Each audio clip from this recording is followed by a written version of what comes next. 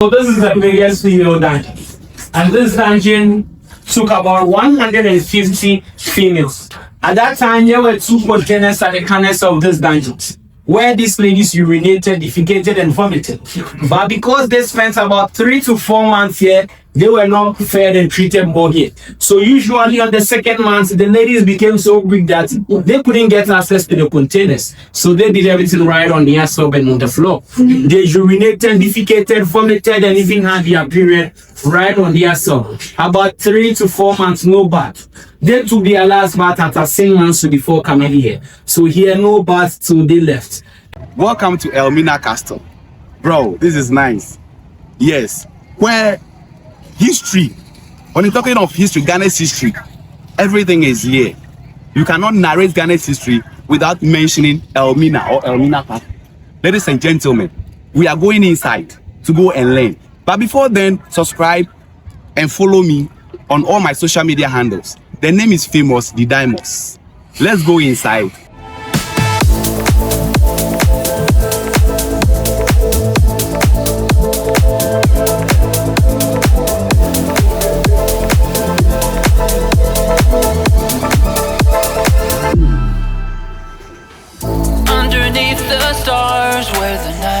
This is the biggest and oldest castle in sub-Sahara Africa. And this castle contained about 1,000 enslaved Africans at the time, 400 females and 600 men. They spent about 3 to 4 months in the dungeons waiting for the ships to arrive. Not all these slaves came from Ghana, but other African countries. Some were kidnapped, and because at that time the tribes, they were fighting themselves because they wanted to expand their territories. So some of the Europeans provided ammunition to these tribes so that they easily attack their enemies. In the dark of night, the demons hide bold. A dance of shadows with the rising sun. Whispers in the dark, a battle to be won. My eyes wide open, heart starts to pound. In the time of darkness, fear makes a sound. When the sun descends and the shadows creep, whispers in the dark coming from the deep. Whispers in the dark, a challenge and a call. Break through the fear, let us stand tall. Through the darkest nights, we'll face every fear. Whispers in the dark are always bold. In the dark of night, the demons hide bold. A dance of shadows with the rising sun. Whispers in the dark, a battle to be won. My eyes wide open, hearts. Okay, so where we are now is the female courtyard, and these were the dungeons where about 400 females were shared among. Now let's have an experience in the dungeons. Let's get it out from this one.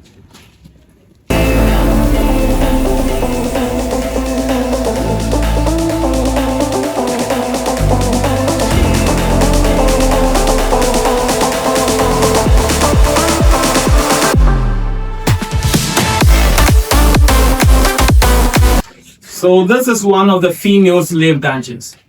And this dungeon took about 100 females. The materials on the ground are not original.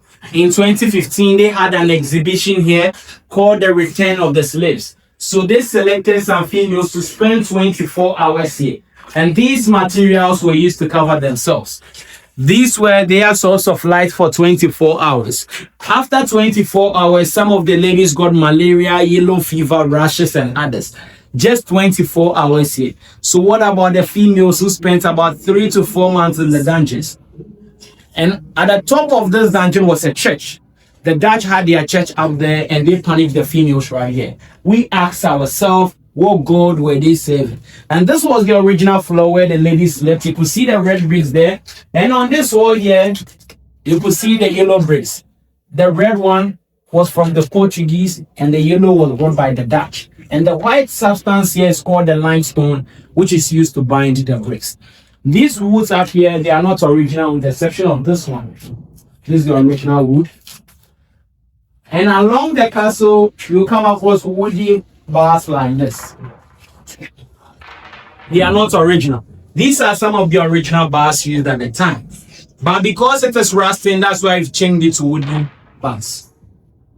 So this is one of the female slave dungeons. Now let's see the biggest female dungeon.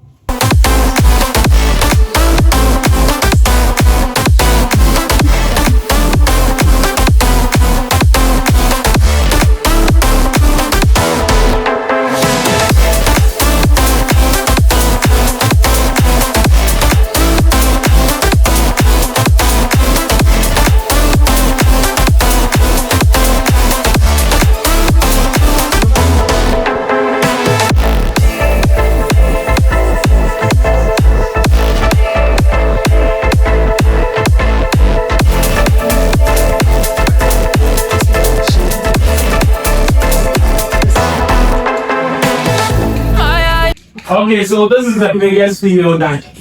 And this dungeon took about 150 females. At that time, there were 2 containers at the corners of this dungeon, where these ladies urinated, defecated, and vomited.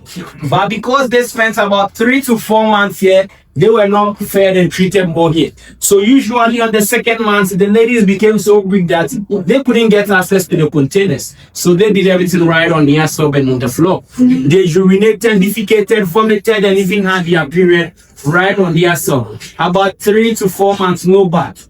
They took their last bath after 6 months before coming here. So here, no bath till they left. And this was the same floor they were sleeping and eating. Where we passed on this side were the gates of these dungeons where metal doors were. In the middle and the other one there were their source of ventilation. In this castle, we have a place we call the magazine, where the soldiers store their guns, gunpowders, and other chemicals in there.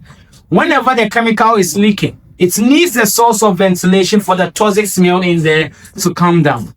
So they could have channeled it outside the castle, but they place it here. This is the reason why you could smell some chemical now. So the question is, if you could smell it now, then what about that? This made a lot of the females lost their lives here. Imagine sleeping on these rough stones 3 to 4 months. Here being congested 150. Poor source of ventilation, poor diet, and air pollution from the mountain. This made a lot of the females lost their lives here. And these were brought by some of the tourists.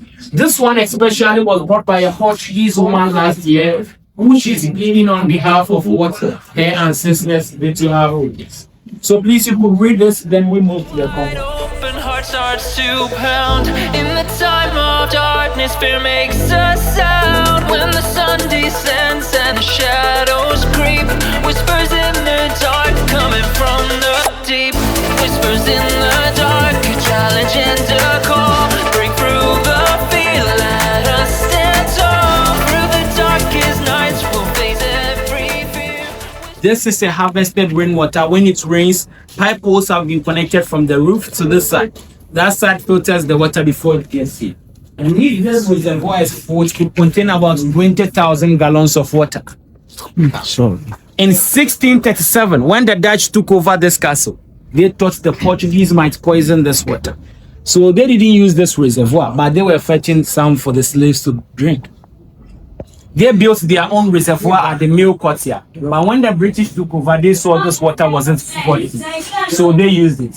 But now we aren't using this reservoir anymore. And also because the coastal line of Africa was notoriously described as the white man's graveyard. Because of the rates, the whites were dying in Africa because of malaria and yellow fever. This made the governor and the soldiers didn't come here with their wives, because they thought that they might die because of malaria and yellow fever. So especially when the governor wants to rape any female, because of his position, he stood right up there. That side is called the governor's back home. The governor stood there and ordered the soldiers down here to open the gates of the dungeon for the females to gather here. Then the governor stood up there to make selections. If a lady is being selected, because they don't take their baths in the dungeons, soldiers fetch water from this reservoir, bath the lady right at the pump. Then the lady was fed to be strong, and she was sent to the governor's bedroom through a private access. Now let's see the private access where the soldiers escorted the ladies to the governor's bedroom. Okay, so this is the private access where the soldiers escorted the ladies to the governor's bedroom. After the lady was raped, the lady was brought back to the dungeons. But if the ship arrived to take these females away, and they saw that the lady was pregnant, They freed this lady. But because these ladies were not captured anywhere close to this area, it became difficult for the ladies to go back to their homes. The government and the soldiers, they saw that these ladies were carrying their babies. So they built stone houses in town for the pregnant women. After delivering, when the child was 6 years old, the child was brought back to the castle for education. Some of these children grew up to become the first elites of this country. Some of these children also intermarried with the locals, and this has an effect on the coastal line of Ghana. When it comes to the coastal line of Ghana, especially Cape Coast and in Elmina here, you hear some of the foreign saying names like Johnson, Williams, Bartels, Vanderpoy, Bannerman, and others. This is as a result of the children. They were called mulattoes. So the children, they came here to learn, and the mothers of these children became domestic slaves. They were the one washing and cleaning the rooms of the soldiers. But if a lady is being taken to the governor's bedroom and she refuses to be raped, the lady was beaten up there and she was brought back to be punished. Now let's see how they punished females who resisted rape from the governor. Please, now let's move back to the court. It's about 25 kilos, equivalent to 50 pounds. This was what they were using to punish females who resisted rape from the governor. So there was a chain here. 8 of these balls with chains were placed on the legs of the lady. And the lady was made to stand here for 24 hours. No food, no water, whether rain or shine. Just because the lady resisted rape. This also served as warning to the ladies in the dungeons. Because they didn't want to go through this punishment. When they were being selected by the governor, they had no choice than to give her. So imagine females who were not served good diets in there, made to stand here for 24 hours. Just because they resisted rape from the governor. So this was how they were punished. And this is the female slave dungeon. Now let's move to one of the male slave dungeon. Then we move to the room of no return and see where these enslaved Africans went through to their ships.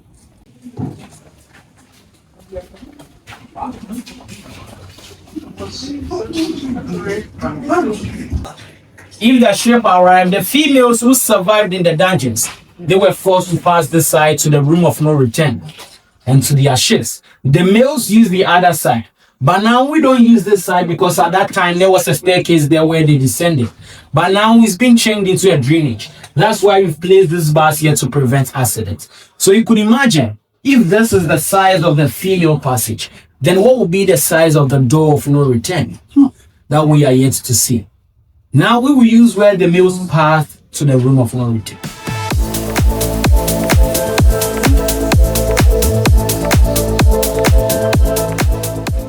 Okay, so this is the intersection room. So the females who survived in the dungeon, they were forced to pass this side. The males used the other side. There was a staircase here where they descended, but now it's been changed into a drainage. And here was where the males and the females saw themselves for the last time before they went to the ship.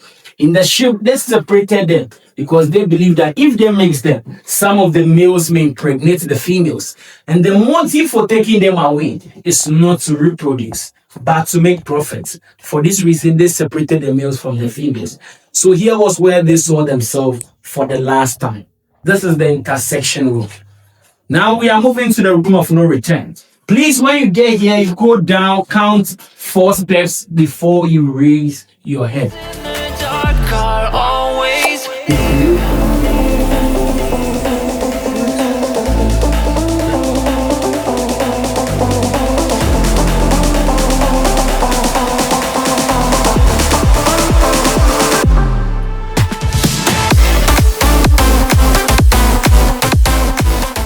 Was where these enslaved Africans passed to the ships. They moved here sideways, about 10 to 20 people on a very long chain. And there was a staircase here where they descended. At that time, the sea was touching the walls of this castle, but now it's receded. The ship stopped about 1 kilometer away. They used smaller boats to convey the slaves to the ships. The conditions in the ship was not welcome in the countries. Because of how they were found in the ship so tight, poor diet given to them, poor sanitation, and poor source of ventilation. Some even committed suicide. Each and every day they wake up to see dead bodies lying beside them. And when they were capturing the slaves, they even captured pregnant women. They didn't free them, they took them along. In the ship, some delivered with no one's assistance. Some were even thrown overboard. Because all the females had chains on their hands and on their legs. Who is helping? Some had miscarried, some even lost their lives through the pregnancy. And because at that time the ship was not using machines to move, they were using the wind. So when they saw that the ship was not moving that fast, they had to offload some of these slaves in the sea. Those who survived this hard journey made it to American countries, Caribbean countries, and European countries.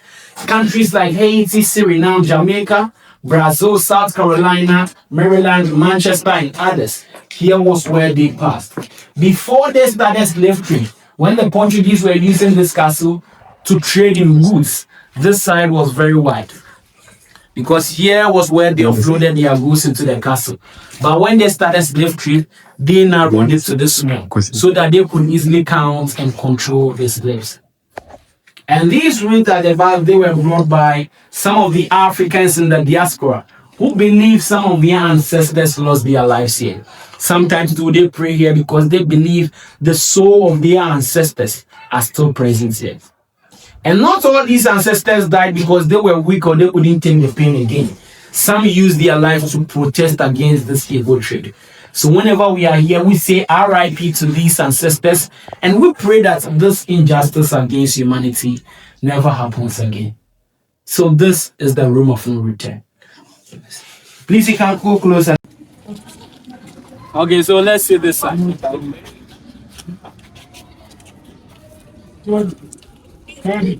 So this is a plaque, and this is written in Old Dutch. This was written in honor of a Dutch governor. He was called Van Tet. Van Tet was from Zeeland, a province in the Netherlands, and he was the last director general over the West Indies Company, over the north and south coast of Africa.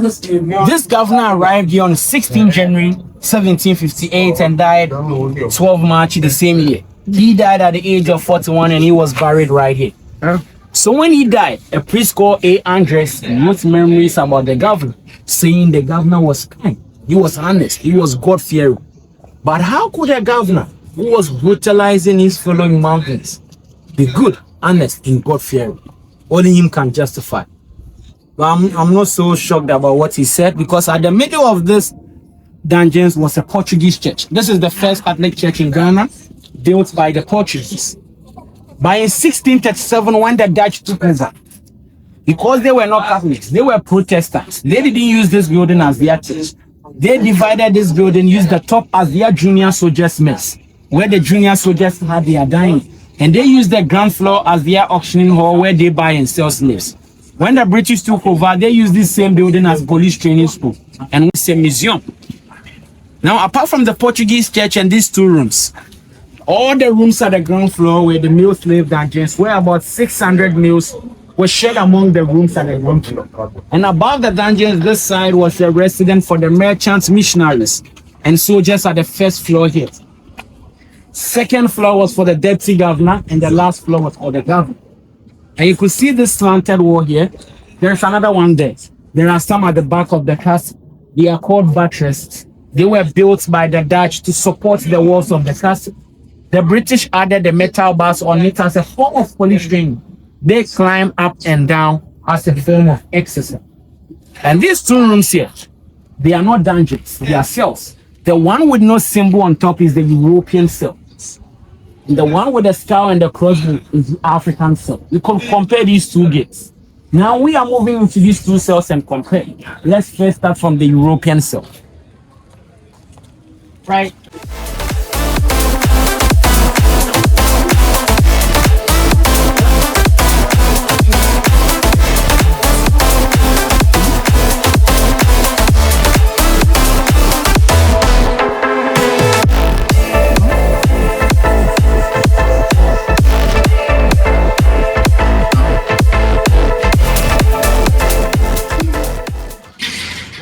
Okay, so this is the European cell, and this was for European soldiers who misbehaved in the castle.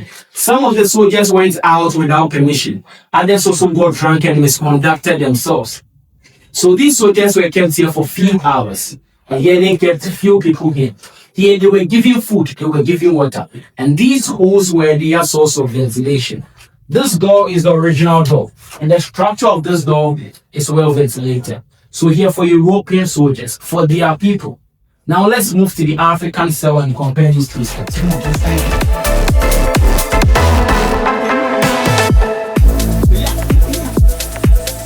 No ventilation.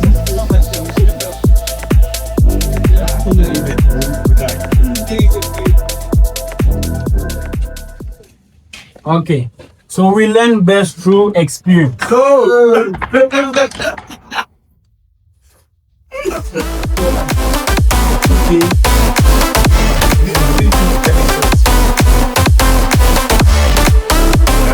Bro. Okay, so this is the African cell. And this was for the male slaves, governor's apartment. And see where the governor also resided. Let's just take this.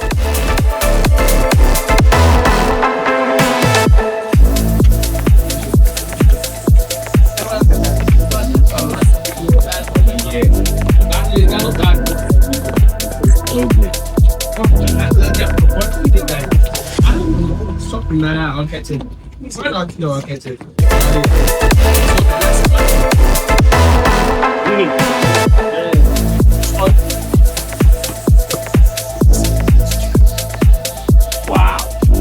Okay, so before we move to the governor's apartment, let's take a break. Let me show you.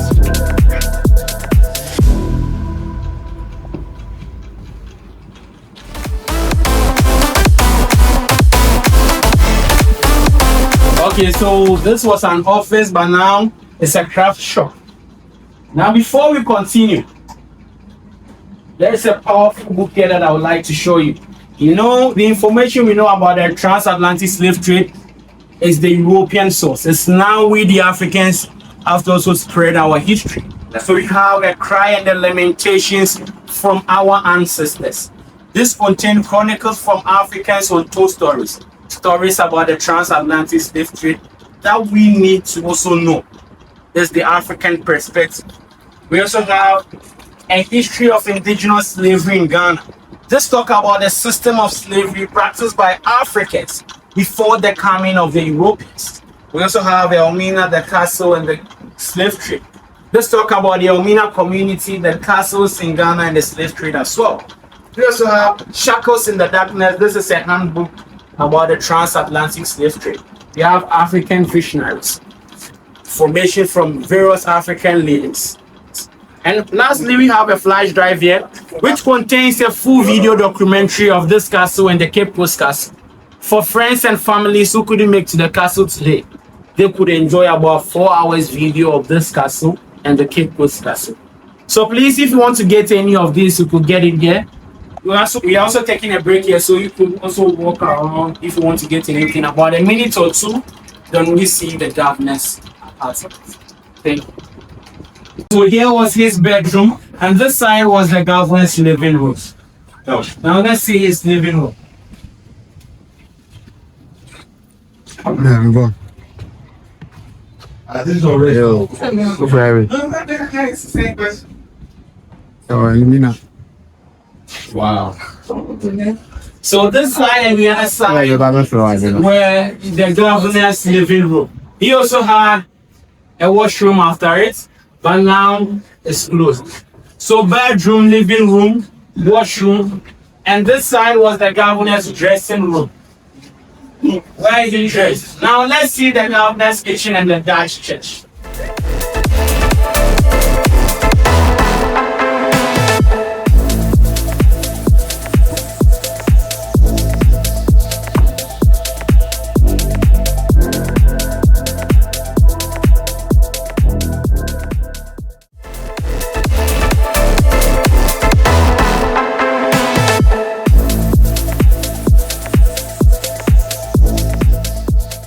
Okay, so here was where the governors go to select the lake.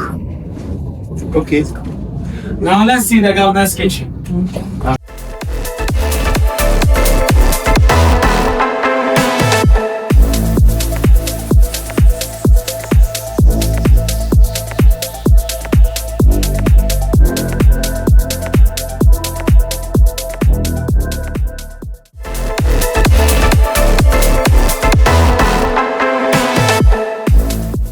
So this was the governor's kitchen.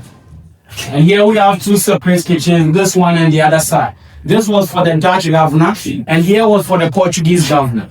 When the Dutch took over this castle from the Portuguese, they didn't use the Portuguese governor's kitchen the same way they didn't use their reservoir, because they didn't trust it. So the Dutch used this side as their kitchen and here to be a storeroom. Now let's take this side to see the Dutch church.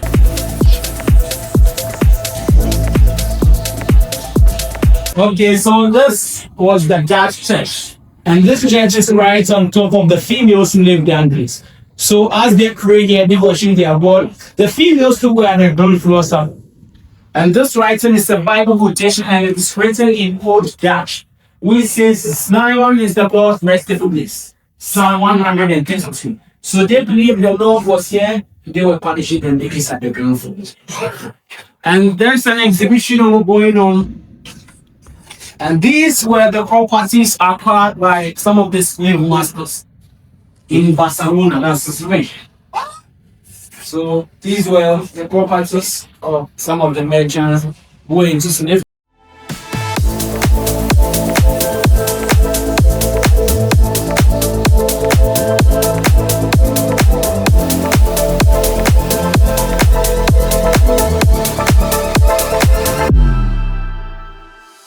Underneath the stars where the night is cold, in the dark of night the demons hide bold. A dance of shadows with the rising sun, whispers in the dark. Okay, so this is a cannon and this was what the soldiers were using for protection. They placed some gunpowder here, put some cannonball in it and light a fire at the bottom, and this could go to about 3 kilometers. And the square diagram at the entrance, that's the navigation compass or a sundial. That was what they were using to check the time. They placed a stick in between of this, where the shadow of the stick lies, that's the time. And where this hole, the coconut trees are, on this pole, it's called the moat. Out the outer moat, you have the inner moat. There was a long bridge. So when they saw that the enemies were attacking them, there was a hole at the end. They will open for the ocean to fill this, and they will raise the bridge so that the enemies could not get access into the castle. And the building on top there, that's a fort called Fort St. Jago, built by the Dutch in the year 1665. This hill was the hill the Dutch took to attack the Portuguese in the castle.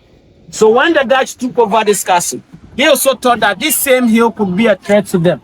So they built the fort there for soldiers to be monitoring around the castle. A battle to be. Okay, so we have a restaurant here and we have African shops around. Like, go in and have a look. Then after, you take this side to the exit. Thank you. Thank you for coming.